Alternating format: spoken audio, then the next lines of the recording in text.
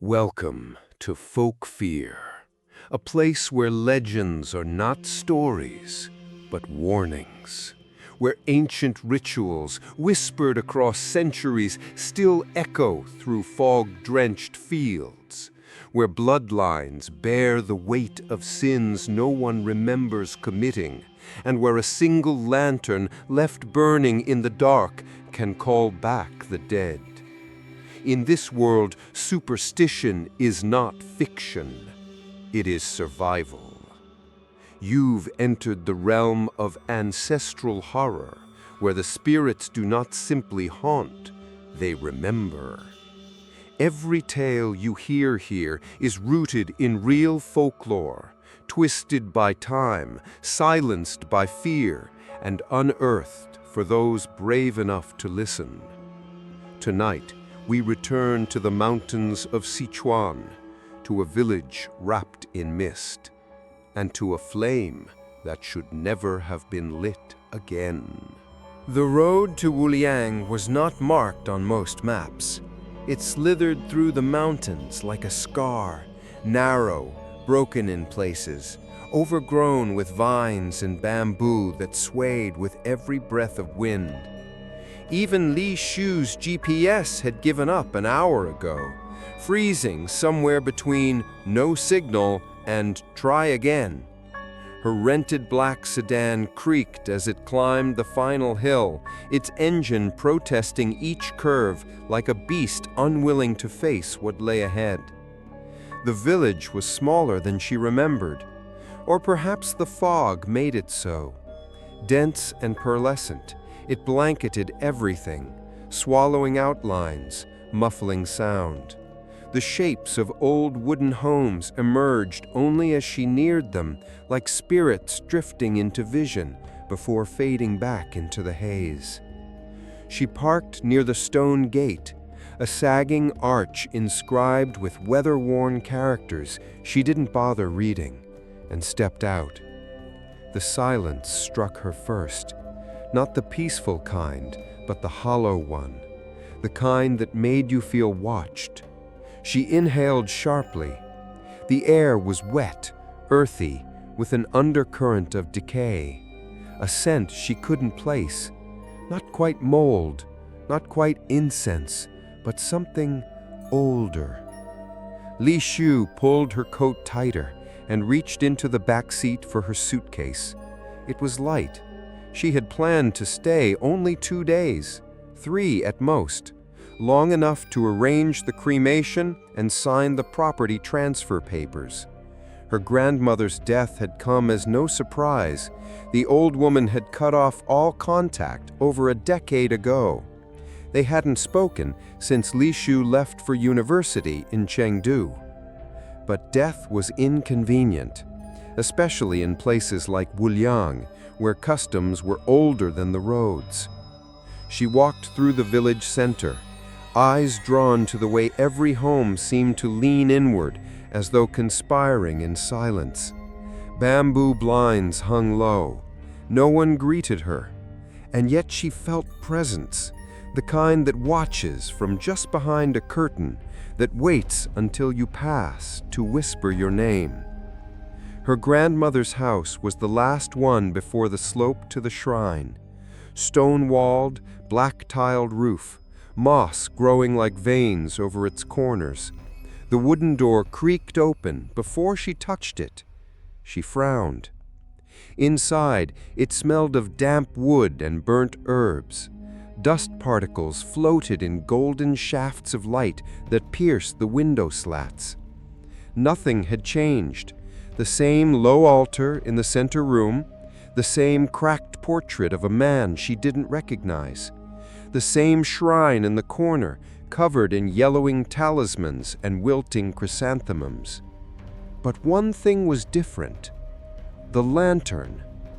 It hung from a rusted iron hook above the door, black, ornate, its glass clouded with soot, and it was lit. A small, trembling flame danced within, blue at its base, yellow at the tips, flickering as though struggling to breathe. She stood there, breath shallow. It wasn't an electric bulb. It was an oil lantern, and yet she hadn't lit it. No one had. Li Shu turned away, unsettled. She told herself it must have been the villagers, some well-meaning elder keeping up a tradition, maybe out of respect, maybe out of guilt. She left the bag near the bed and wandered through the house. The rooms were quiet, lifeless, but not empty. She could feel it, a pressure in the air, not cold, but dense, like walking underwater. At the back of the house, the door to the garden was open. Ivy creeped through the cracks of the stone path. Beyond it, barely visible through the fog, stood the ancestral shrine, a squat, ancient structure built of dark wood and stone, its roof curled upward at the ends like horns. Red paper strips fluttered in the wind, torn and unreadable. Crows perched on the roof's edge, still as statues. The lantern above the shrine door was burning too. She hadn't touched that one either. Li Shu's footsteps echoed unnaturally as she approached the shrine. The door creaked open with a long groan, revealing the altar inside. Low and wide, covered in ash, sticks of incense long spent, bowls of dried rice black with rot. And above it, on the back wall, a faded calligraphy scroll. She leaned in. The ink was nearly gone, but one character remained visible. Gua, widow. A cold breeze slipped through the door and kissed her neck. She turned sharply. No one. But as she stepped back out into the fog, she could swear the lantern above the shrine glowed a little brighter. That night, Li Shu couldn't sleep. The bed was too hard, the house too quiet. The fog pressed against the window like a living thing.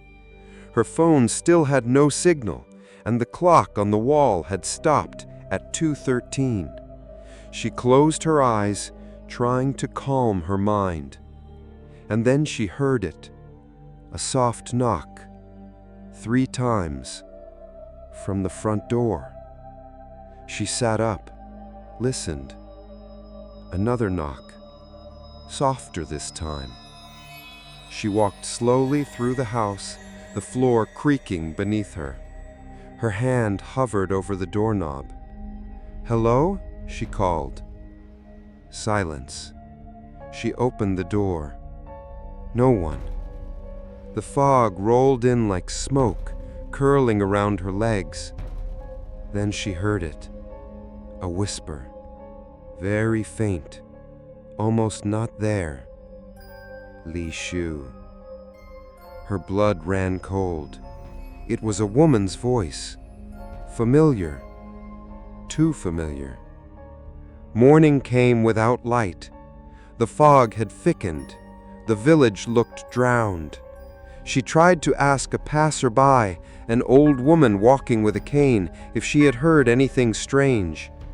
The woman didn't answer, only looked at her, looked at the lantern above her door, and muttered, almost too soft to catch, "The flame remembers, even if you don't."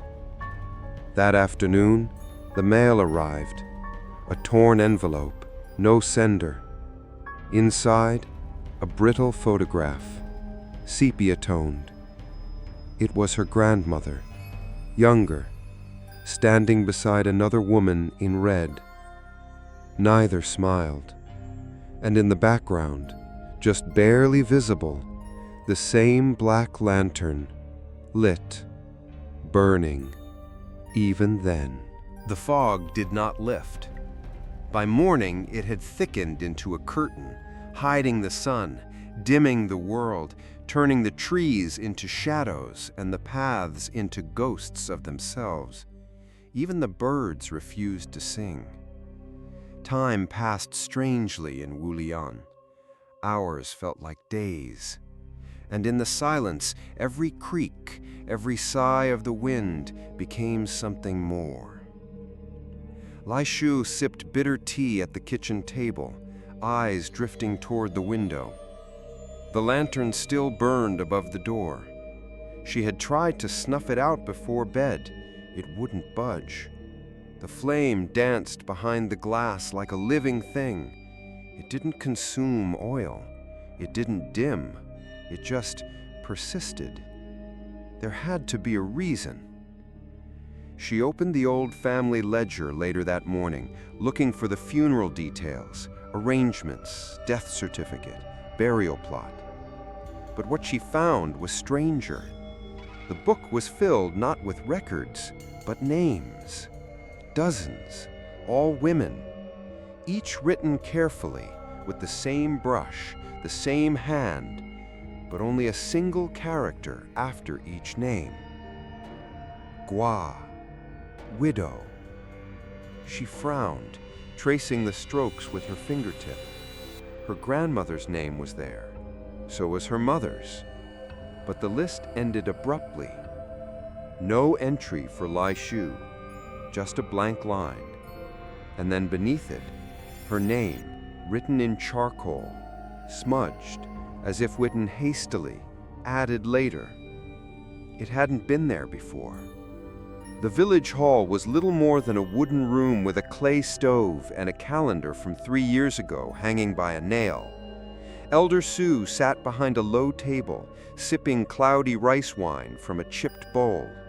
His eyes were rheumy, skin like parchment, but he recognized her instantly. "Lai Shu," he rasped, setting the bowl down with trembling hands. "You've returned." "For my grandmother. To bury her, that's all." He nodded once, slowly. "So you've seen the lantern?" Lai Shu blinked. "What do you know about it?" He did not answer at first. Instead, he pulled out an old tin box from underneath the table, removed a bundle of red cloth, and handed it to her. Inside was a thin scroll, tightly rolled and sealed with dried wax. "I was told to give this to you when the flame returned," he said. Lai Shu hesitated, then broke the seal. The scroll was fragile, edges crumbling like dead leaves. The characters were written in deep black ink, old script, vertical lines. At the top was the title, "Testament of the Last Widow." She read slowly, the words pulling her in like a dream. "To the daughter of the unfinished line, you will return, not of love, but of duty, not to remember, but to end forgetting. I was the vessel, I bore the light, but I ran, I chose a man over the ancestors, and the debt has remained unpaid. My line did not end, it hid in you. You are the last blood. The flame knows, and it will burn until the offering is made. You are the widow now. You cannot run." Lai Shu rolled the scroll tightly, hands trembling. "This is some cruel joke," she whispered. Elder Su only looked at her, eyes clouded with something too deep to name.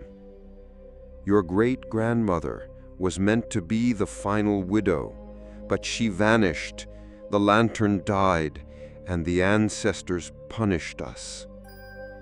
She remembered now. Half-remembered stories her mother used to mutter in sleep, tales of burning paper, screaming in the night, mouths filled with ash.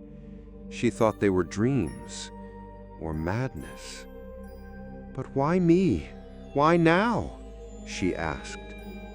"Because the line ends with you." She stumbled out of the hall, scroll still clutched in her fist. Her feet carried her to the cemetery beyond the village walls. Small stone markers, many broken, jutted from the earth like teeth. She searched for her mother's grave. It was there, but the name was barely legible. Moss covered half the stone. Her mother had died young, drowned. At least, that was what they had told her. But the memory was fractured, a child's trauma. Now she wasn't sure it had been an accident. She knelt and brushed away the moss. Something was etched at the base of the stone, hidden beneath it. Gua. Her mother had been a widow too, or had tried to be. The wind rose suddenly, scattering dead leaves across the graves.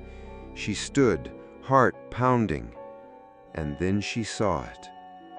Near the tree line, a figure in red, veiled, motionless, watching. By the time she blinked, it was gone. That night she locked every door, every window, bolted the shutters, lit candles in every room, but the flame outside still burned. She stared at it through the glass, her reflection barely visible. The fire cast shadows behind her, long and writhing, like fingers reaching across the walls.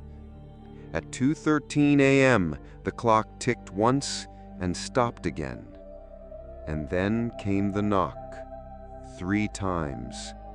She didn't move. A pause. Then a whisper, barely audible through the wood. "Lai Shu, my daughter." The voice was unmistakable. Her mother, dead for 20 years. She pressed her back against the door, trembling. "No, you're not her." Outside, the lantern flared brighter. At dawn, she returned to the shrine. The air was still. The fog had lessened but not lifted. Everything was damp. The door creaked open slowly. She walked inside. Ash on the altar. The scroll from before was gone. In its place, a mirror. Cracked.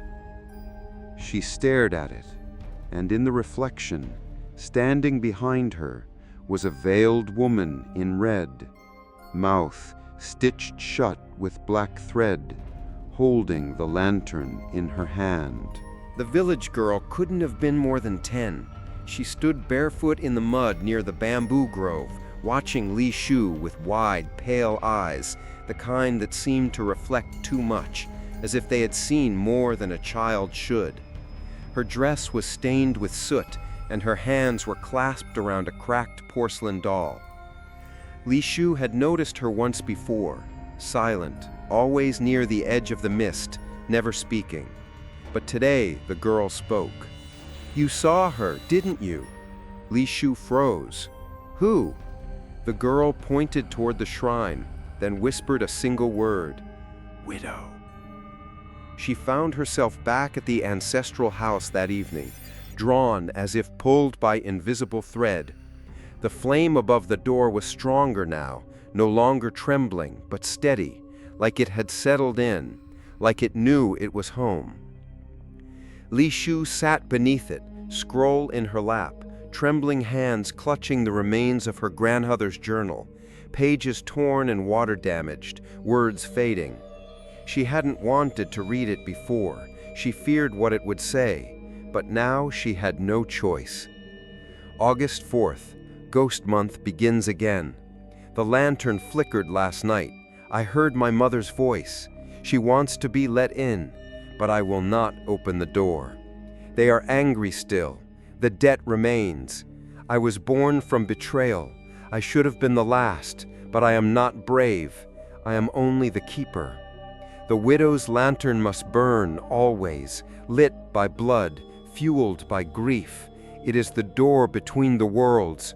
When it goes out, the door opens, and they come to collect. It wasn't just superstition. It was a pact. a bargain struck generations ago, when famine had turned Wuliang into a graveyard and plague crept through the village like smoke. The people turned to their ancestors, begging for protection, and the ancestors answered, but at a price. A single bloodline would become the gatekeepers, each generation offering a widow to bear the flame, to bind the dead to peace with her own life. The widow would renounce all names, abandon love, and become the vessel. If she fled, if she failed, the gate would crack, and the ancestors would return, not as guardians, but as devourers. The first widow had been Li Shu's great-great-grandmother. The story said she slit her tongue so she could never speak of love again, that her tears turned to oil, that the lantern's flame first burned from her dying breath. But the tale did not end there. 3 generations later, another widow ran. They called her Lian, a beautiful girl, barely 20, in love with a traveling herbalist from the north. She refused the binding, fled under moonlight, took the flame with her. By dawn, 30 elders were dead, their mouths stuffed with ashes and burnt talismans, their eyes open, smiling. The shrine had relit itself, but not from mercy, from hunger. And now the fire burned again. Li Shu stumbled back, bile rising in her throat. She tried to rationalize it. The flames, the voices, the whispers, all stress, fatigue, trauma. She hadn't processed her grandmother's death. She hadn't slept in days. But when she closed her eyes, she saw the woman in red, mouth stitched, eyes weeping oil, and she heard her own name, spoken in her mother's voice. That night she returned to the shrine. She didn't remember walking there, barefoot, dress soaked with fog, hair hanging limp across her shoulders. The door creaked open for her. The flame inside burned low, almost out. Something inside her twisted. She stepped forward, raised her hand, and before she could think, she relit it. She didn't know how. Her fingers didn't tremble, her mind didn't fight. It was as if something ancient inside her had taken over. The moment the flame caught, the shrine groaned, wood shifted, dust fell from the rafters, and from behind the altar, something moved. A wooden drawer, hidden in the floor, slid open by itself. Inside, a small bowl, half full of black oil, and a single hairpin, ivory, blood-stained, engraved with the widow's sigil, Gua. The next morning, she woke in bed, feet muddy, palms burned. The lantern above the door glowed brighter, and in the mirror, her reflection no longer blinked in time with her eyes. Back in the village, the elders avoided her. She asked about the widow's ritual. No one spoke. They stared at the ground, at her hands, at the lantern. Only the child spoke again.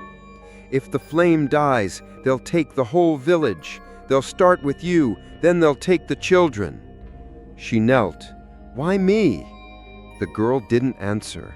She only pointed to the shrine again. Because you're the last, and the flame, it remembers. That night, Li Shu found herself in the family garden again, but this time she wasn't alone. 3 women stood in a circle near the shrine, veiled, dressed in crimson robes, motionless. She approached slowly. Their faces were covered, but their mouths moved, not in speech, in humming, a low, rhythmic sound, almost a lullaby. And in their hands, each held a lantern, all lit, all identical, all glowing with the same unnatural flame. She tried to speak, but no sound came out. The women turned in perfect unison. Their mouths had no lips, only thread, black, coarse, looped through skin, sewn shut, yet somehow they smiled. She screamed herself awake, or thought she did, because when she opened her eyes, She was already standing outside.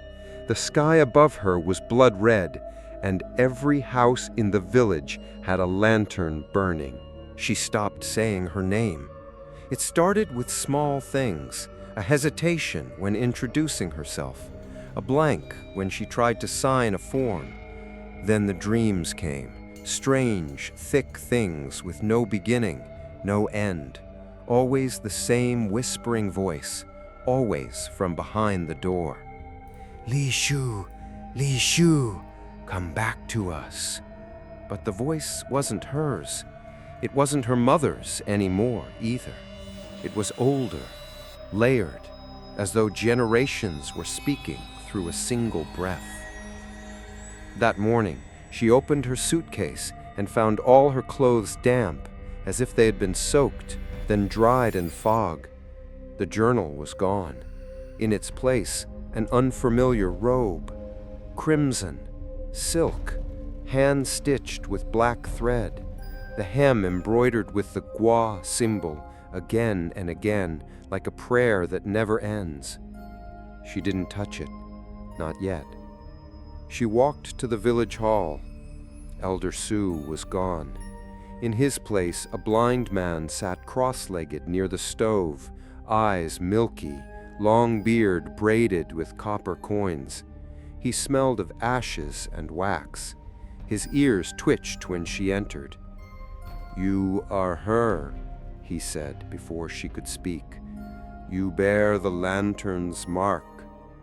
Li Shu swallowed. "I want to know what they want."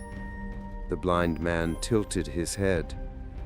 "They want your mouth shut. They want your name buried.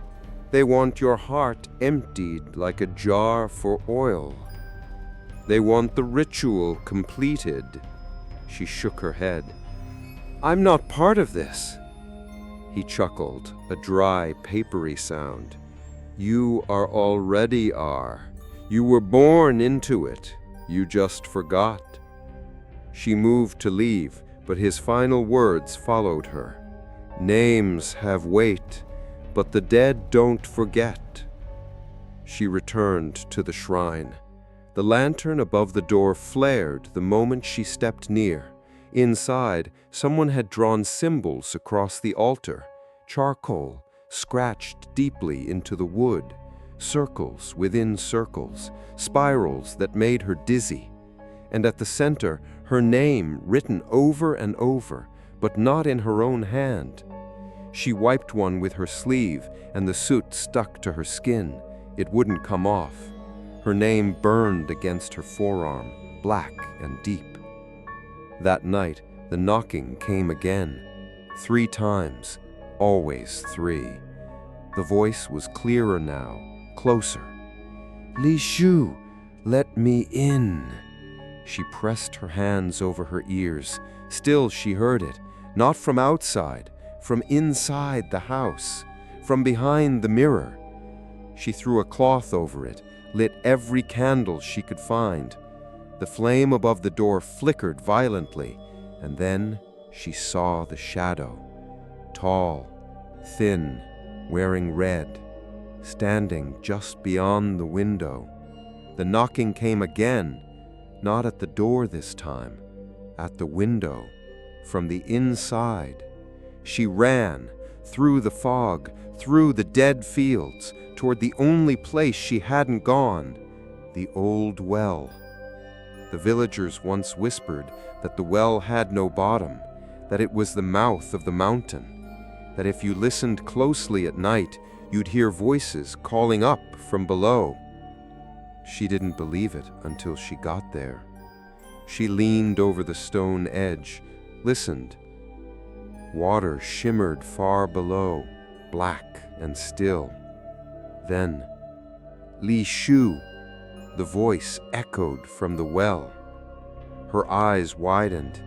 She hadn't spoken her name aloud in days, and yet it answered. "We remember your name, even if you forget."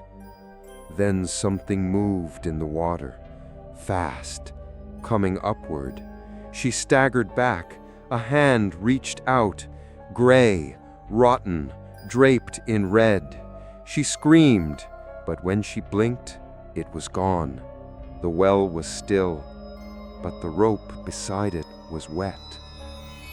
She returned home just before dawn. The lantern burned steady.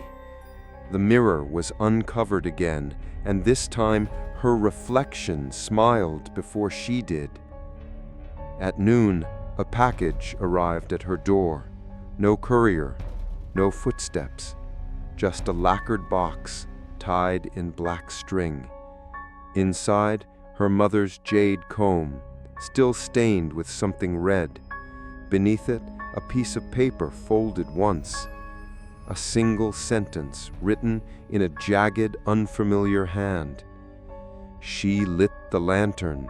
Now it's your turn. That evening, she called out into the fog, not for the dead, but for the living. She called to the villagers, to Elder Sue, to the little girl. No one came. Only the wind answered, carrying ash across the path, carrying her name like an echo, too old to remember where it began.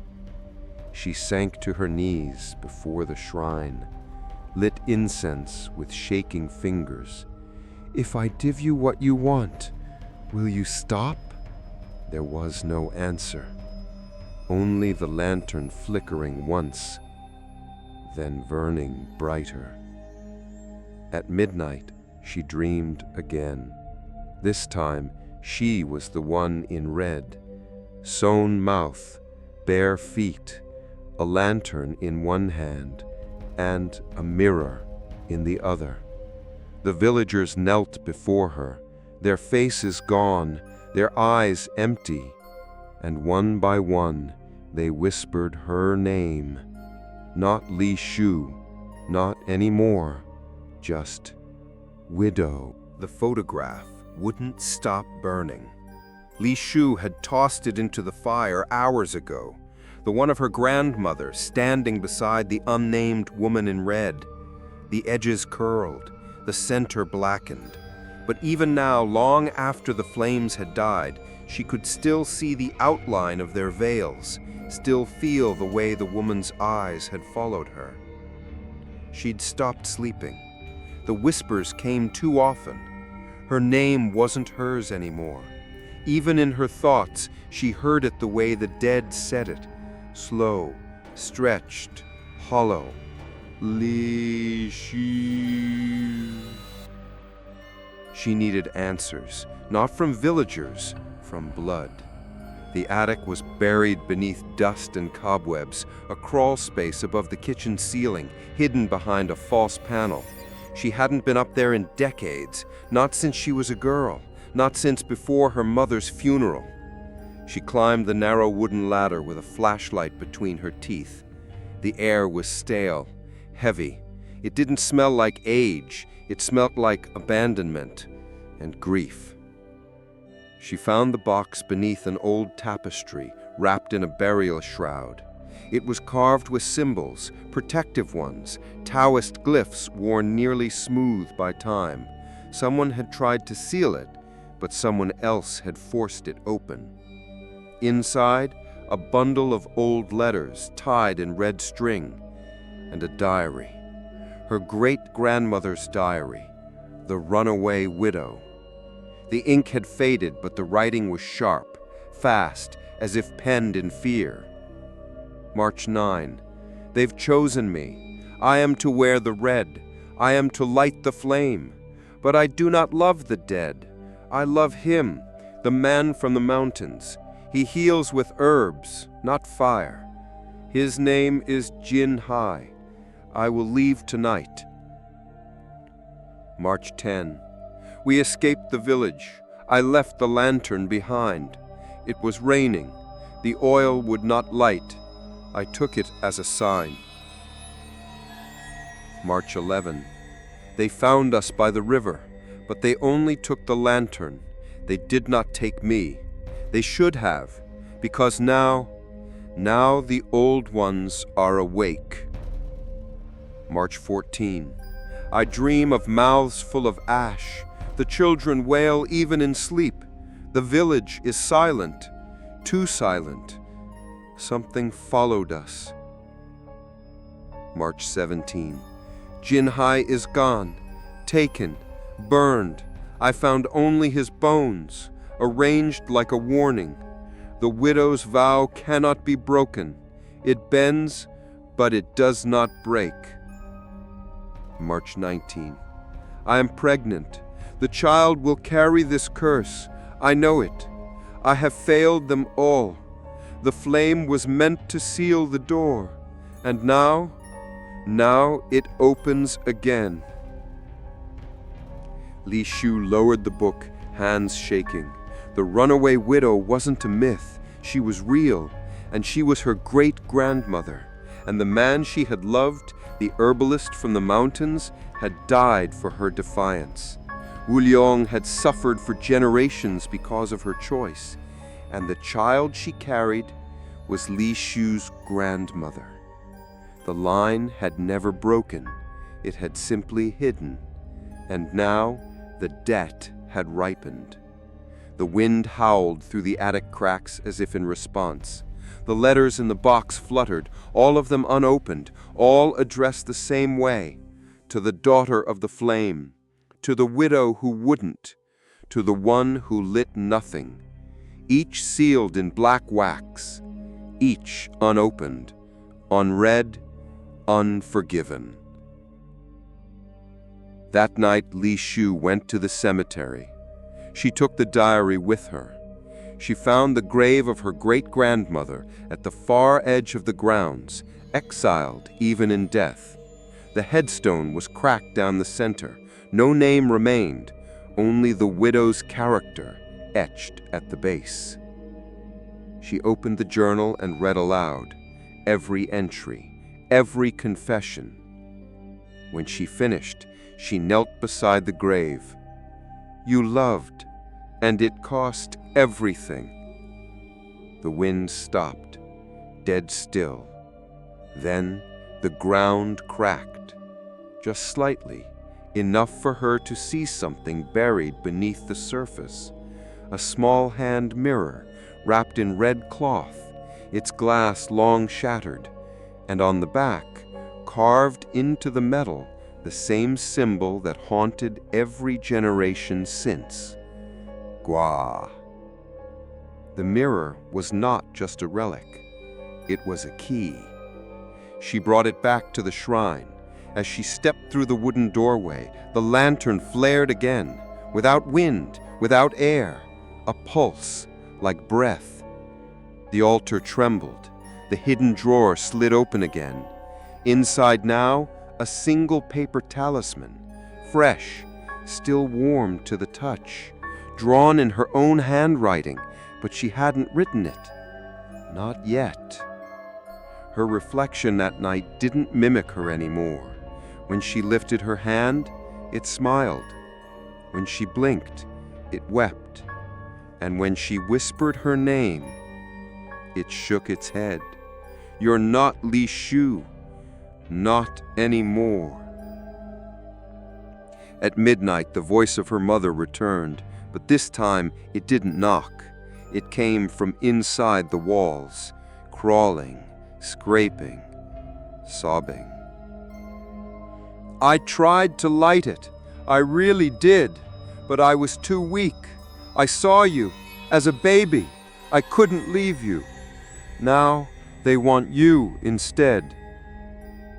The ancestral debt wasn't just hers. It was carried by every woman before her, each one a link in a chain pulled tighter with every breath. And now the chain had reached its end. The final daughter, the flame's last chance. She could not outrun it. The matriarch had run once, and the land bled for decades. Li Shu looked at the lantern outside, steady now, waiting. She understood. This time, there could be no escape. Li Shu awoke to ash on her tongue. She gagged, sitting upright in the half-light of dawn, coughing into her hands, black flakes falling from her lips like dead moths. Her sheets were damp, her feet muddy, her hands blistered. She hadn't gone outside, not consciously, but the shrine door was open again. The lantern was burning brighter, and her fingers stank of oil. She checked the mirror. Her reflection looked hollow, as if the skin still fit, but the soul inside had curled away. The eyes were hers, but they didn't blink when she did. And on her neck, just below the collarbone, was a smudge of soot. No, not soot. An inked sigil. The widow's mark, drawn while she slept. She found incense burning in the kitchen, though she hadn't lit it. A trail of melted wax dripped from the doorframe, like something had walked through the house holding candles in both hands. She checked the locks. They were still bolted. From the inside. Desperate for clarity, she returned to the shrine during daylight. The fog had lifted slightly, just enough for her to see the old prayer wheels, long rusted, spinning faintly in the still air. Something had disturbed the dirt near the steps. Small footprints, bare, leading into the shrine, but none leading out. Inside, the air was thicker than before. She had begun to understand the rules of this place, this pact. The shrine was a boundary, a place of exchange. It took and gave, remembered and reminded. The mirror she had found, the cracked one with the symbol, had begun to darken, not with age, but with shadows. Faces appeared in the glass sometimes, always faint, always behind her, and never the same. One was her grandmother, one the veiled woman in red. One was a child. Her or someone else? She no longer trusted memory. In a trance, she reached for the oil bowl. Her hands moved as if guided by another will. She dipped her fingers into the cursed liquid, thick, black, metallic smelling, and began drawing symbols on the shrine floor. She didn't know what they meant, but her hands did. The last line of the circle formed perfectly, and when it did, the lantern flared and the earth beneath the shrine groaned. From the shadows behind the altar, a small wooden chest slid forward. Inside, paper offerings, burnt at the edges, each folded into the shape of a face, all eyeless, all stitched. She picked one up. It pulsed in her palm, warm, almost living. She dropped it, and it breathed. She ran, back to the house, back to the illusion of safety. But the door was open again. On the table, a bowl of rice, cold, moldy, and a slip of red paper tucked beneath it, written in perfect calligraphy. To feed the dead, burn what you love. She left then, not from humor, but from madness knocking at the edge of reason. Burn what you love? She had nothing left. No husband, no children, no family. Only memories, only photographs, only her mother's comb, her father's watch, her childhood journal. She gathered them all, carried them to the garden, and lit them one by one. The smoke rose, and with it, a sound, low, moaning, coming from the soil. The next day, the villagers began to change, not obviously, but noticeably. They no longer looked her in the eye. They whispered to each other, then fell silent as she approached. Even the little girl, the one who once warned her, now kept her distance, as if something had shifted, as if they saw something in her, or on her. She looked in the mirror again. The sigil on her neck had grown, no longer a smudge, now an entire line of symbols curling toward her collarbone. That evening the well overflowed, not with water, but with black liquid, oil, same as in the lantern, same as in the bowl. It poured over the stones, thick and slow, oozing like blood, and within it, paper talismans floated, and hair, human. The shrine door opened itself that night. The lanterns, all of them, across the village, burned in unison. Red light washed over the fields. The fog didn't return, only the silence did. That heavy, swallowing silence, the kind that came before a scream. In the center of the shrine now sat a wooden effigy of her, crude, small, wrapped in red silk, the face sewn with thread, the hands dipped in black oil. Around it, the ashes of everything she had burned, her comb, her letters, her name. When she touched it, the shrine groaned again, and the wind spoke, but not aloud, inside her. You are offering yourself, piece by piece, as it was always meant to be. What was denied must now be paid, with interest. She collapsed at the altar, wept for the first time since arriving, but her tears smelled like oil, and when she wiped her face, her fingers came away, black.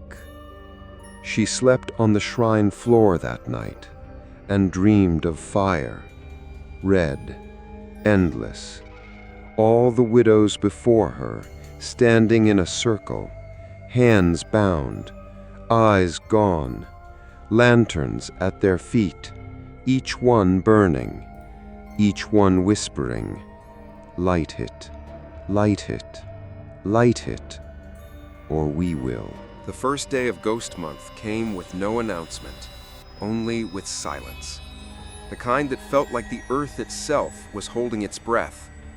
No rooster crowed that morning, no bells chimed, no footsteps echoed along the stone path. Even the wind stood still, as if unwilling to cross through the veil that had begun to thin. Li Shu stepped out into a village that no longer looked like her own. Every door had been marked. Red paper charms glued across wooden frames, strings of garlic and rice tied above thresholds, bowls of salt and half-burned incense placed at crossroads, windowsills, and grave sites. A protective ritual, or a quiet surrender. They weren't trying to fight what was coming. They were trying to delay it. The old woman who ran the tea house, Madame Chen, watched her from a distance. Her eyes were wet with something that wasn't just age. She didn't speak. She only pressed 2 fingers to her lips and then to her heart. A warning, or a goodbye. That afternoon, a visitor arrived, a Taoist priest. Younger than she expected, mid-30s, dressed in black robes embroidered with faded gold dragons. His eyes were hard, tired, like he'd seen too much and believed too little. He came not to bless, but to bind. The villagers gathered around him as he stepped into the square. He carried only a satchel of talismans and a bell. No weapon, no lantern. "Where is she?" he asked, and every head turned to Li Shu. Inside her grandmother's house, the priest drew salt lines across the floor, lit 9 sticks of incense, hung 9 mirrors facing the front door and another at the back. "Ghost month opens the door between the living and the dead," he said quietly. "But some doors have already been open for too long." She showed him the lantern. It flickered as he approached, the first time it had ever reacted to anyone other than her. He squinted, then stepped back. "This isn't a light. It's a mouth, and it's hungry." He stayed long enough to draw 3 seals over the window frames and one on her back, a talisman pressed between her shoulder blades. "Don't remove it," he warned. She nodded, but she didn't tell him that every talisman she'd tried to place before had already fallen off, curled, crumbled, or burned. At nightfall, the priest walked alone to the shrine. She followed at a distance. The villagers kept to their homes. The lanterns lit one by one across rooftops and porches, but none burned as bright as hers. Inside the shrine, the priest knelt before the altar. He opened a scroll of chants, muttered words older than language, and rang his bell once, sharp and bright. The flame inside the widow's lantern flared once, twice, then dimmed. She felt it in her chest, in her blood, a tightness, as if something inside her was being pulled out. The priest chanted louder, the lantern trembled, and then it screamed. No sound, only light, blinding, violent, like a soul being torn in half. The bell cracked, the scroll burst into flame. The priest fell backward, choking on smoke that poured from the flame like ink. Li Shu ran to him, but he stared past her, eyes wide, unseeing. Their mouths are full of fire," he whispered. "You can't stop it. You were born for this." They found him dead at dawn, collapsed at the edge of the village square. His tongue was black, his teeth were gone, and his hands, both of them, were fused around a paper lantern, crushed into ash. The seal on her back had burned away in the night. The skin beneath was branded, a single symbol: Gua, widow. The villagers didn't bury the priest. They burned him, quickly, without ceremony. Li Shu watched the flames rise, the smoke climbing like fingers toward the mist. A man who came to close a door had been dragged through it instead. By the 3rd night of Ghost Month, things began to slip. Mirrors refused to show reflections. Water turned sour. Animals wouldn't come near the house, and the lantern, her lantern, no longer flickered. It burned steady, silent, patient, like it was waiting. Inside the shrine, the paper effigies had multiplied, dozens of them, each hand folded, each staring at her with eyeless faces. One now had her name written under it. She hadn't written it, she hadn't folded it, but it was there.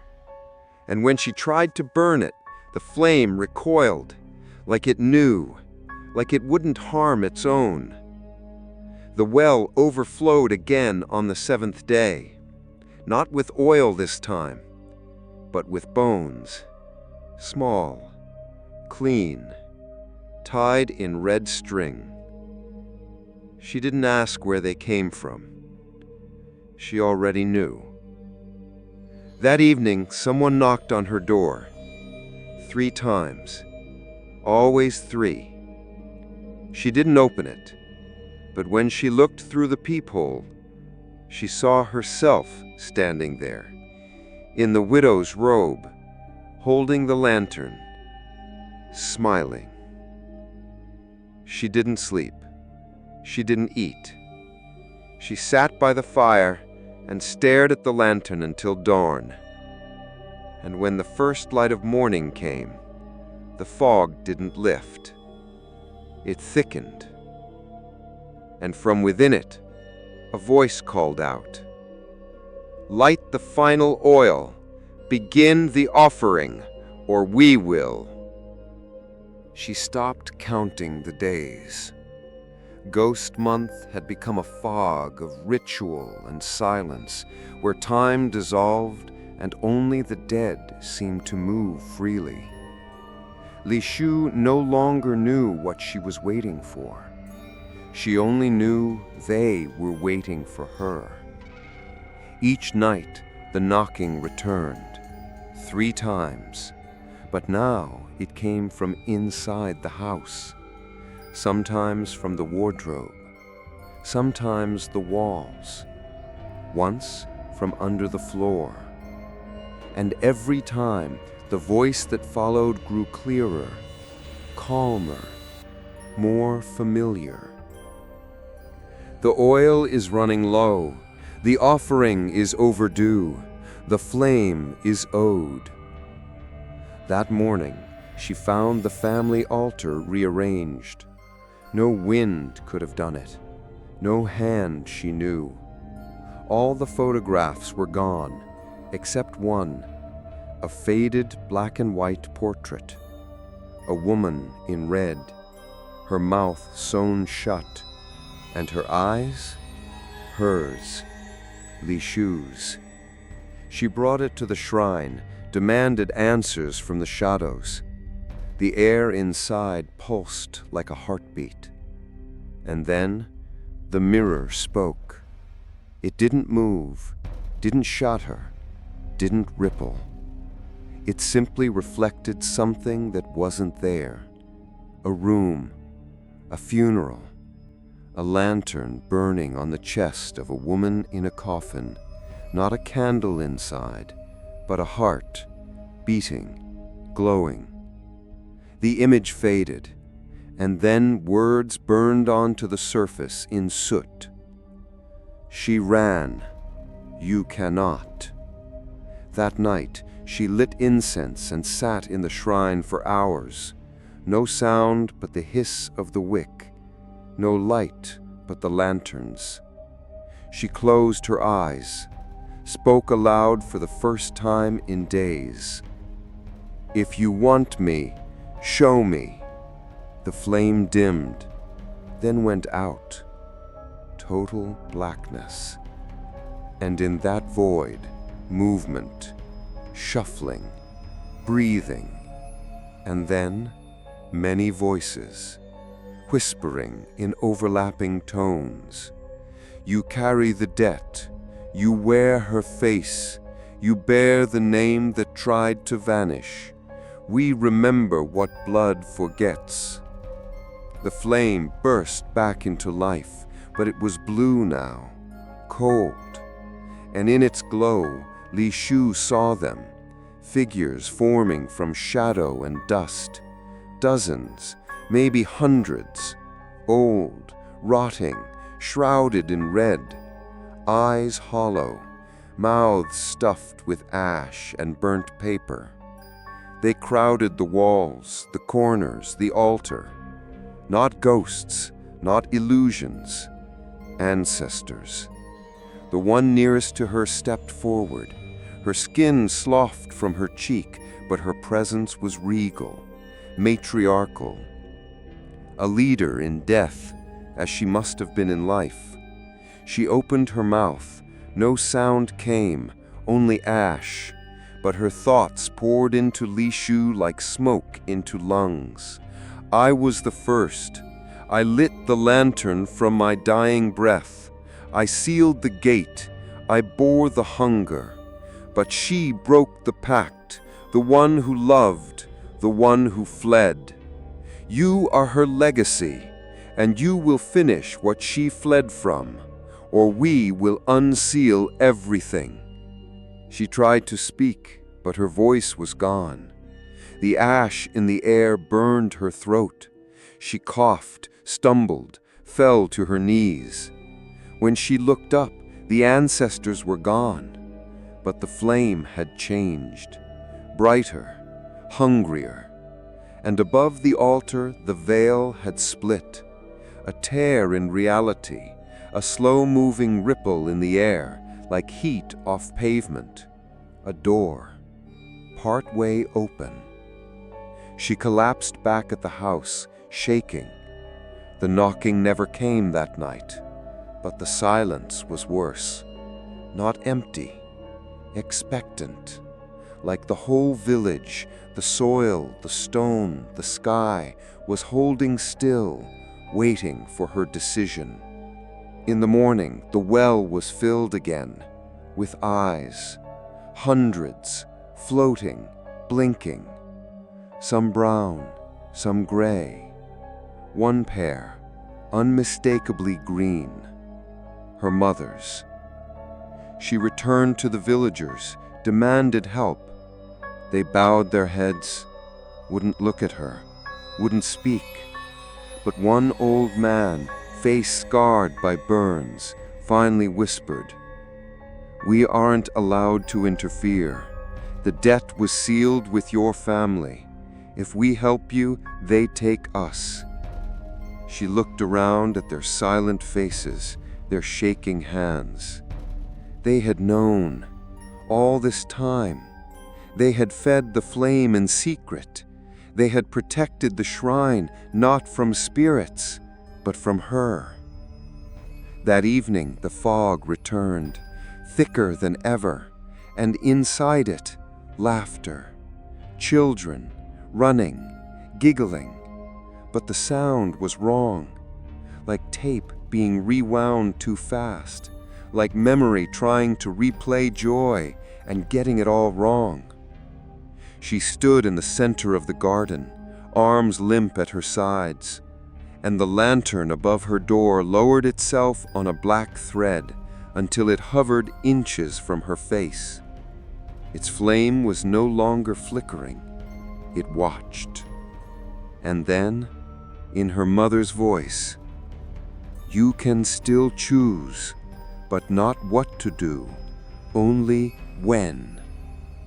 She walked back to the shrine, took the bowl of oil, took the robe, and laid them before the altar, and spoke into the silence. "Tell me what you want." From the walls the answer came, not in words, in memory, flooding her mind. She saw the first widow walking barefoot across burning coals, saw her own great-grandmother weeping as she fled with a man who smelled of herbs and freedom.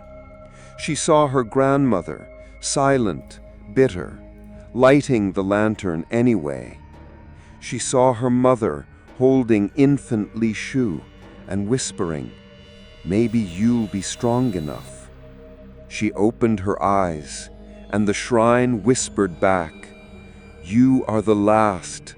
The flame will not pass again. You burn, or we do." The path behind the shrine was overgrown. Swallowed by thorns and moss, it wound upward through the trees like a forgotten vein in the side of the mountain. No villager had walked it in years, maybe decades, but the air still remembered, the soil still remembered, and now so did she. Li Shu followed the pull in her bones.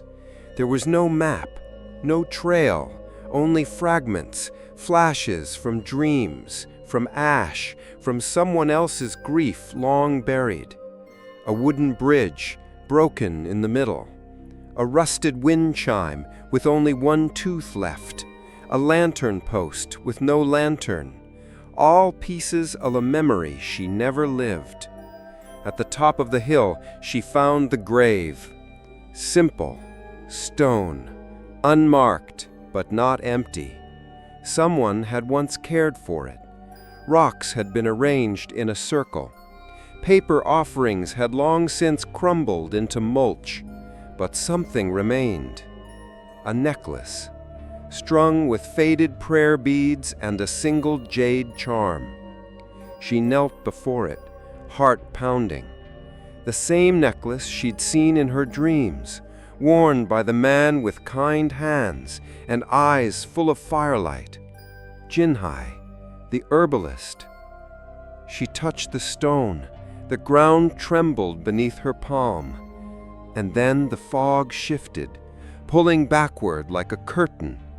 And he was there, not in flesh, not quite a ghost, but a presence.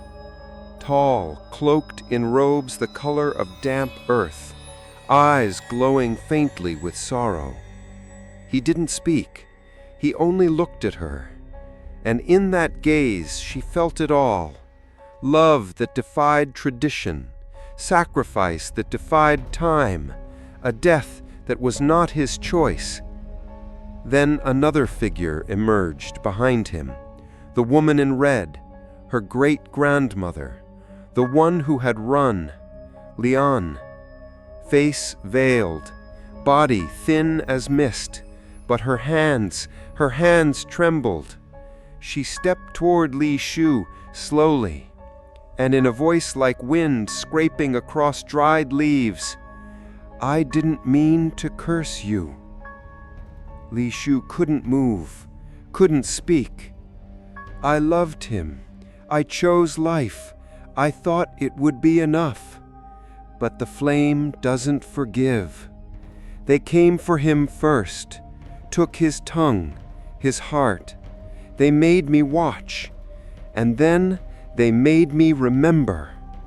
Lian reached into the folds of her robe and held out a torn strip of silk from the original widow's veil, stained with blood, still warm. Li Shu took it without knowing why. The moment it touched her skin, her mind cracked open. She saw it all. The night her ancestor fled, the chase, the punishment, the shrine burning, the elders screaming, children clawing at the walls as the fog turned black and poured into their lungs. And in the center of it all, the lantern, snuffed, and then relit, but not by human hands. The vision ended. Li Shu fell to the forest floor, gasping. When she looked up, they were gone. Only the grave remained, only the necklace in her hand, and a small stone bowl now sitting atop the grave, one she hadn't seen before. Inside, oil, black, still, waiting.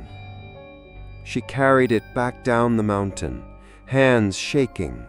Every step felt heavier, not from exhaustion, from destiny, a word she used to scoff at. Now she could feel it wrapped around her spine like thread, pulling her toward the inevitable. She reached the village before nightfall and found the sky was already burning, red. Lanterns flickered wildly on every roof. The wind had returned, sharp, hot, metallic. The well bubbled with dark water again. And in the center of the square, a woman danced, veiled, alone, her limbs broken at strange angles, blood leaking from her ears. She moved without music, spinning faster and faster until her legs snapped and she collapsed like a puppet whose strings had been cut. No one came to help her. No one even looked. They all stayed in their homes, doors shut, hearts sealed. Only Li Shu stood in the street, clutching the bowl of cursed oil.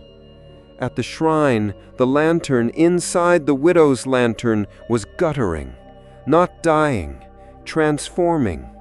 It burned white now, hungry white. It hissed at her as she approached, as though offended she had taken so long. The mirror inside the shrine had cracked in 3 places, and in each shard she saw herself, but older, thinner, veiled. She placed the bowl on the altar, sat before it, and whispered, "He died because of you. She broke the vow because of love. And now you want me to finish what she couldn't. You want a life. You want my life." The shrine pulsed, and in the wind, "No, we want your death." She stood up. Her hands were no longer shaking. She was no longer afraid, only empty. And with emptiness came clarity. "Then you'll have it," she whispered, "but it will not be quiet." And outside, the villagers wept behind their doors. Inside, the lantern screamed. She had everything the ritual required: the robe, the veil, the cursed oil, the name stripped bare by weeks of haunting. Everything except willingness. Li Xiu stood barefoot in the shrine, staring at the flame. It pulsed like a heart, white-hot now, no longer warm or flickering. It cast no shadows, no heat. It only watched. In the bowl beside it, the oil quivered, not from wind, but from something beneath. Like it could feel her doubt, like it could taste her hesitation. She reached for the veil, then stopped. What if she didn't do it? What if she faked the ritual? Played the part, lit the lantern, spoke the chants, but never gave herself fully. Could she trick them? Could the ancestors be deceived? That night, she tested the idea. She dressed in the robes, drew the symbols on the shrine floor, burned paper offerings in the shapes of women, used the last of the cursed oil to soak a wooden effigy carved in her likeness, and at midnight, she lit it. She even cut her palm, letting blood drip onto the flame. The lantern flared once, then steadied, then dimmed, and in the silence that followed, she almost believed it had worked. Almost. At dawn, the village woke screaming. A child was found dead in the river. Face bloated, mouth stuffed with blackened paper. Skin marked with the widow's sigil. The same sigil Li Xiu had forged in her ritual. The same one she now realized had not fooled anyone. She ran to the shrine. The mirror had shattered completely. In its broken shards, no reflection looked back. Only the veiled woman, multiplied in every piece.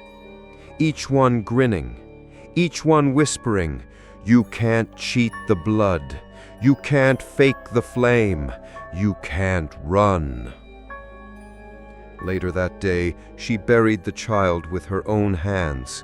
No one else would help. The villagers didn't speak to her anymore, not in fear, but in resignation, as if they had finally accepted what she was too proud to admit, that the curse wouldn't lift, that the offering wasn't optional, that the lantern would feed one way or another. That night, her house collapsed, without warning, without wind. The roof caved in on itself, crushing the walls inward like an invisible fist. She had stepped outside only moments before. Not by luck. She no longer believed in luck, only in orchestration. They had let her live. They had spared her, because she still had work to do. The fog returned before midnight, thicker than ever. So heavy she couldn't see her own feet. She wandered blind through the village square, and from every direction came voices, dozens, hundreds. "Finish it! Burn for us! Give us what she denied!" They grew louder, more desperate, more furious. Do not resist again, or we will burn everything." She reached the shrine by sound alone. The lantern outside it now hung lower, swinging inches above the ground, as if weighed down by rage. Its flame pulsed in time with her breath. When she inhaled, it glowed. When she exhaled, it hissed. She stepped inside. The walls bled, literally.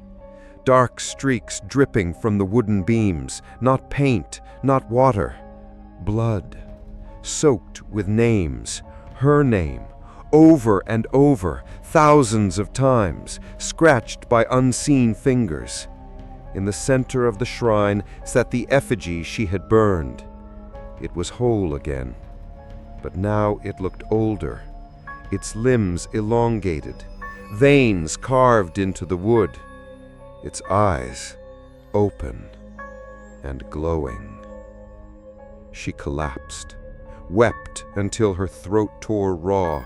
She whispered, "I don't want to die," and from the shadows, "Then someone else will." That night, she didn't sleep. She sat in the ruins of her house, surrounded by fog and silence and regret. The bowl of oil sat beside her, still full, never empty, never forgiving. She looked at her reflection in the lantern glass. Her face had changed, thinner, eyes darker. The sigil on her neck now reached her jawline. Soon it would touch her mouth, then her eyes, then her soul. She had tried to trick the dead, but the dead had been watching for far longer than she had been breathing. At dawn, she whispered, "If I do this, will you stop?" And from the shrine, wind answered, and in its breath, "Only if you mean it." She placed the veil over her head, stepped into the circle once more, not with defiance, but with surrender. The oil in the bowl warmed, the lantern flared, and the ancestors stirred. But as the flame kissed the veil's edge, Li Shu opened her eyes and whispered, "Not to honor you, to end you." The shrine opened wider that night, not just in doorways or walls, but in space. The floor cracked along the altar's edge, revealing a passage beneath, sealed by time, forgotten by the living, but remembered by the dead. She didn't hesitate. She descended, lantern in hand. The staircase spiraled downward like a spine carved into the mountain. The air grew heavier with each step. The walls were slick with oil or blood. The difference no longer mattered. At the bottom, the passage opened into a vast underground chamber, a room of silence, of breath held for centuries, and on every wall, lanterns, dozens, hundreds, each one hung in reverence, glowing faintly. Each one marked with a name carved above it, names of women, all women, each followed by the same final character, Qua, widow. Li Shu walked through the aisle of flame. The light shimmered on the stone like water. Some lanterns burned bright, some barely flickered. A few were dark. She paused beneath one of them. The plaque above it read, Lian, her great-grandmother. The flame beneath it was dim, smoldering, choking as though ashamed to be alive. Farther in, she found another, Meun, her mother. That lantern was shattered. The glass cracked, the flame sputtering in a pool of blackened oil. Its light flickered against the stone walls like the pulse of a dying star. She fell to her knees. "You tried, didn't you?" she whispered. "You tried to finish it, but you had me, and love was too heavy to carry." The lantern flared once, then fell still. And then she found the final lantern, hers, already prepared, already burning. She hadn't lit it, but it knew her blood, her sorrow, her resistance. Li Shu, Qua, the last of the line. She reached for the flame. It burned her before she touched it, but not on her skin, in her chest, in her memory. Images flashed behind her eyes like lightning. Her childhood bedroom, her mother's voice calling her in from the rain, her father's laughter before the accident, university halls, lovers' hands, loneliness, hope. All of it ripped away, devoured, until only obedience remained, until only emptiness stayed. Then came the sound, a scraping. From the far wall, a sealed stone slab slid aside, revealing the true altar, not of wood, not of prayer, but of bone. Ribs stacked like latticework, skulls embedded in mortar, femurs for pillars, and upon it, a single mirror, perfect, untouched, standing in a frame made of antlers and ash. She approached. The mirror did not show her reflection. It showed a room, this room, but filled with every widow before her. They stood behind her, around her, through her, all veiled, all silent, all watching. The mirror pulsed, and in its surface her reflection flickered back, but her face was not her own, not anymore.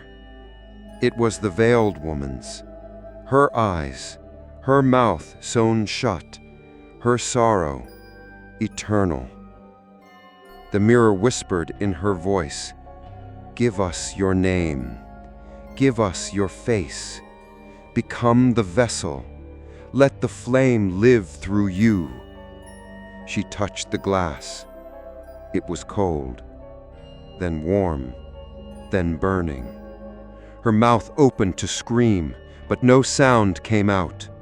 Thread, black, began stitching her lips in the reflection, from left to right, needle pulled by an unseen hand, stitch by stitch by stitch, her identity disappearing, her defiance unraveling. She stumbled back, looked down at her hands. They were covered in ash. No, made of ash. Her skin was turning gray, flaking, vanishing. Only the mark on her neck remained, now glowing red, pulsing, alive. She fell to her knees beneath her own lantern. The flame inside danced eagerly. The final widow, the final chance, the debt ripe and ready. And in her mind, the ancestors chanted, "Name her, claim her, frame her, flame her, widow." She screamed, but only thread came out. The mirror cracked, the bones shuddered, and the lanterns began to dim. One by one, as if the others were stepping aside, making way for her. She rose, tears streaming from ash-laced eyes. She spoke without speaking. "If I must carry this, then I carry all of it. You want fire? Then burn." The flame in her lantern flared white, then gold, then black, a color that wasn't color at all. It hissed, spat, roared, and in that moment, all the lanterns screamed back. The chamber trembled, the bones cracked, and the flame, hers, consumed the mirror. It melted like wax, revealing not death, but memory. The very first widow, standing barefoot in a circle of ash, alone, terrified, yet willing. Li Shu stepped into the same circle, closed her eyes, and became flame. She woke up on the mountain road. No shrine, no lantern, no mirror. Just asphalt, cracked, sunlit, bird song in the trees. Was it over? Was she free? The wind was warm, real. Her skin clean. No marks, no ash, no sigils, no red robes. She wore her city clothes again, white shirt, gray jeans, shoes caked in old dirt, but familiar. The sun hung high above the treetops, too bright, too ordinary, too wrong. Ahead she saw the bus stop, faded sign, wooden bench, an old timetable barely clinging to the post. She walked toward it, each step lighter than the last. Maybe it was all a dream, a fever, a breakdown from grief and loneliness.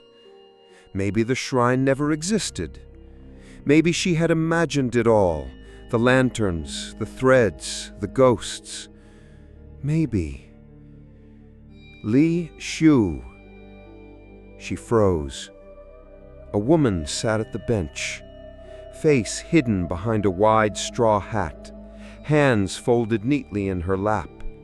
Red beads looped around her wrist. She didn't look up. She just spoke again. "Are you leaving us?" Li Shu didn't answer. The woman lifted her chin slowly. Her eyes were white, pupilless, vast, ancient. "You've been here before," she whispered. "Every flame has, and every flame must decide." The wind of the bus arrived before the sight of it. Wheels on gravel, sputtering engine, the hiss of brakes. A cloud of dust rose as it came around the bend. Modern, bright yellow, doors already opening. The driver didn't speak, didn't look at her. He simply waited, engine humming, as if he had always been waiting. Li Shu stepped toward it, one foot on the step. Then she looked back. Fog, rising behind her like smoke from a forgotten fire, swallowing the trees, the sky, the sun, and in that fog, lanterns, dozens, hovering, each with a name, each lit, each watching. Her mother's voice called again, but softer now, tired. "If you run, someone else will burn." She turned to the woman on the bench. "What happens if I leave?" The woman smiled, and her teeth were black. "The flame chooses another. It always does, but the debt remains." Inside the bus, Li Shu saw people sitting in the seats, all facing forward, all silent, and every one of them wore red. She stepped off the bus. The driver nodded, closed the doors, drove away. No sound, no wind, only the fog creeping in around her like memory. She was not a coward, but she was tired, so tired. She whispered into the fog, "There must be another way." And the fog parted. She stood once more in the village square, but it wasn't a square anymore. It was a graveyard. Every house now just a husk, charred, burned to the bones.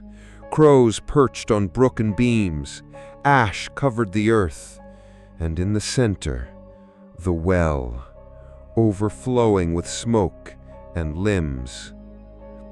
The villagers lay where they'd fallen, mouths open, eyes gone, throats stuffed with paper. The widow's sigil carved in every chest. She stepped over them, moved toward the shrine. The door was open. The lantern was gone. Inside, the altar had collapsed.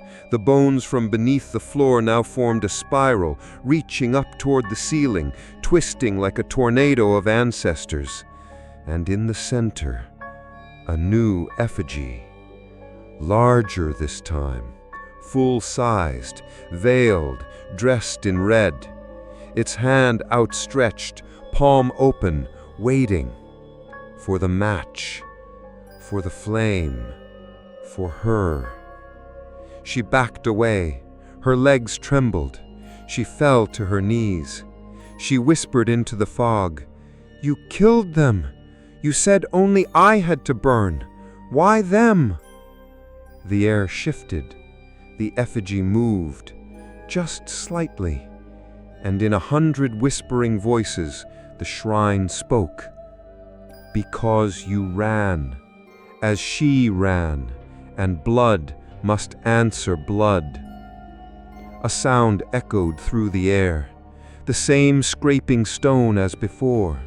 A second path now opened behind the shrine, not to the lantern room, but deeper, darker, a tunnel of root and rot.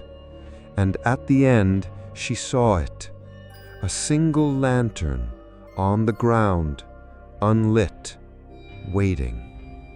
She stood, stepped into the tunnel. Each footfall echoed like a drumbeat. Every step took something from her. Her name, her voice, her face, until she became only weight, only breath, only vessel. When she reached the lantern, she knelt, took the last match from her pocket. Her hands didn't shake this time. She struck it. Flame.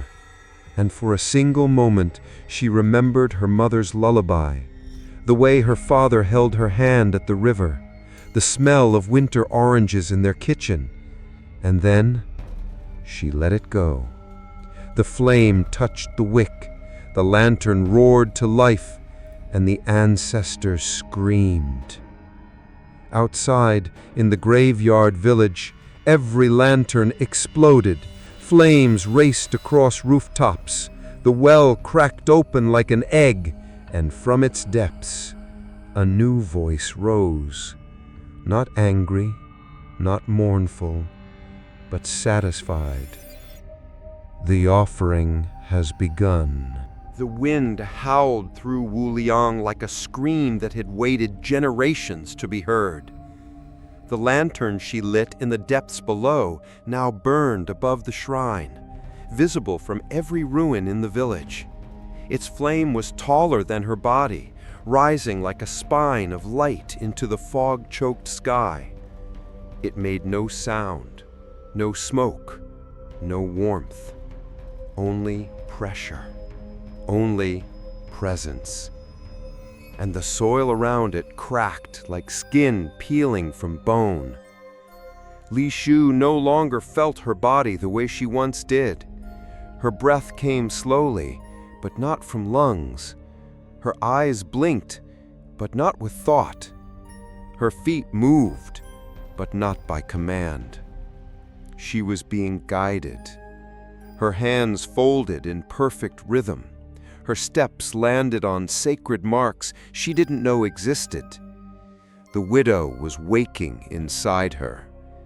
In the shrine, the walls began to bleed, red, thick. Not paint, not symbolism. Real blood, pouring from the carvings, filling the prayer bowls, and rising, drip by drip by drip. She donned the final garment, the veil of threads. Not cloth, but hundreds of fine black threads woven from ash and hair and time. As she tied it around her head, her face disappeared. So did her voice. So did Li Shu. Only the widow remained. She stepped into the circle drawn at the base of the shrine. At the center sat a new oil bowl, still, waiting. Her blood would be the final ingredient. A jagged knife lay across the altar, bone-handled, heavy. When she picked it up, her hand didn't tremble, not from peace, but from surrender. She pressed the blade to her chest, right above her heart. The lantern above flared, but before she plunged it, she paused. A sound rose, distant, wrong. Not a chant, not a whisper. Laughter. Children. Laughing. Then screaming. She dropped the blade, rushed outside, and saw it. The fog had moved, pushed out of the village like a tide. Beyond the tree line, the road, the world, open. And along that road, figures emerged, not from the mountain, but from elsewhere. Outsiders, drawn to the flame. Journalists, hikers, the curious, the lost, approaching, drawn to Wu Liang like moths to a lantern. No, she whispered behind the veil. Not them. This isn't theirs to pay. She turned back to the altar, grabbed the blade again, but this time she didn't raise it to her chest. She raised it to the flame. And in her mind, if I burn, you burn with me. The flame hissed. The walls of the shrine shuddered. The ancestors wailed, not in pain, but in protest. This is not the ritual. You were meant to carry us, to light us, not destroy. She screamed without sound and drove the blade into the oil bowl. It shattered. The oil ignited, black fire spiraling into the ceiling, catching the veil, catching the shrine, catching her. She stood in the flames, burning, yet not consumed. She was not a sacrifice anymore. She was a torch. The ancestors' voices turned to shrieks. The lanterns across the lantern room shattered, one by one by one. The mirror exploded, and the bones beneath the floor cracked apart. The faces in the veil screamed, 1,000 mouths sewn shut for 1,000 years, now open, all crying the same word, "No!" But it was too late. Li Shu had made her choice, not to submit, but to end, not to be the next flame, but the last.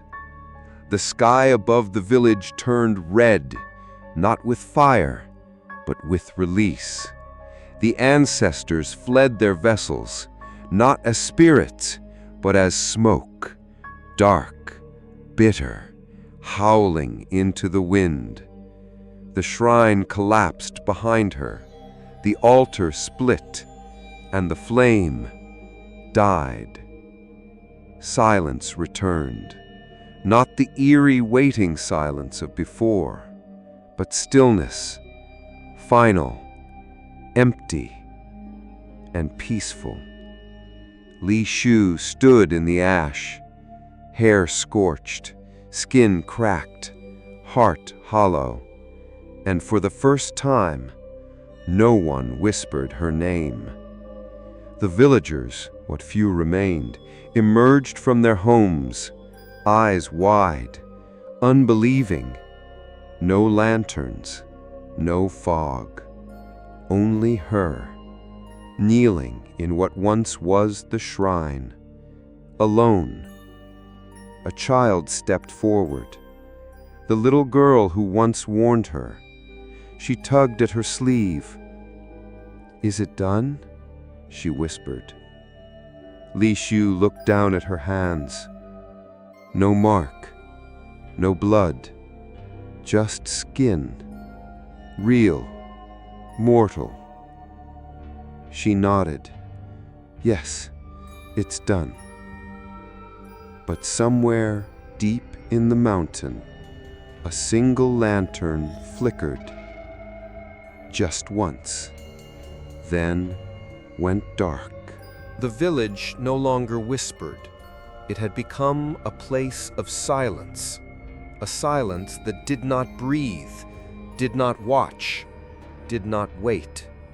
The flame was gone, the shrine ash, the ancestors dissolved, and Li Shu remained. The villagers called her the Quiet One now. They didn't ask what she had done. They didn't touch her. But they brought offerings again, bowls of rice, flowers, folded cloths left at the foot of her door. Not out of obligation, but out of reverence, out of guilt, out of fear. She never lit another fire, not to cook, not to warm her hands, only candles now, white, unmarked, never red, never oil, never that kind of flame. Weeks passed, maybe months. The seasons forgot how to change. Fog still came and went, but it no longer reached inside. It lingered on the edge of the forest, like a dog afraid of the new master. The well dried up. The roads reopened, and soon strangers began to appear, drawn by rumors, ghost stories, internet threads. Some were students, some were journalists, some were thrill seekers. They took photos, asked questions, walked the ruins. But none of them heard the lanterns. Only Li Shu did. Even now, at night, when the wind curled around her house like a question no one wanted answered. One morning, a bus arrived. Only one passenger stepped off. A woman, tall, pale, dressed in gray. She carried no bag, spoke to no one, walked with purpose, right to Li Shu's door. She knocked once, paused, then twice more. 3 knocks, always 3. Li Shu opened the door. The woman didn't speak, just held out a letter. Unmarked envelope, sealed in wax, not red, but black. Inside, only one sentence. The flame may die, but the sorrow lives forever. And beneath it, a name, one she hadn't heard in years. Mei Yun, her mother. She stared at the ink until her vision blurred. Her mother had written this? Before she died, or after? She asked the woman, "Where did you get this?" The woman smiled softly. "It found me, as it found you." That night, Li Shu dreamed again of the lantern room, but empty now. The walls clean, no names, no bones, no mirrors, just one lantern, unlit, cracked, and a small child sitting beside it, back turned, weeping. She approached, kneeling, whispering, "Who are you?" The child turned. It was her, but younger, innocent. Before the fog, before the fire, her eyes were hollow, and in her lap, a tiny black flame. She awoke before dawn. The air felt strange, still but not safe. She dressed, stepped outside, and walked to the old shrine. Nothing remained but ash, and something buried beneath it. A box, small, locked, carved with a single symbol, Gua. She did not open it. Not yet. In the months that followed, she began to rebuild. Not the shrine, that was forbidden, but her life. Bit by bit, planting, cooking, sitting beneath trees and watching the mist drift like breath. Children returned to the fields, cattle wandered again, and the night was no longer something to fear, but something to remember. And then, one evening, a traveler passed through the village. Young, lost, carrying a small lantern of her own, empty. She asked for shelter. She gave it. The girl was polite, curious, innocent.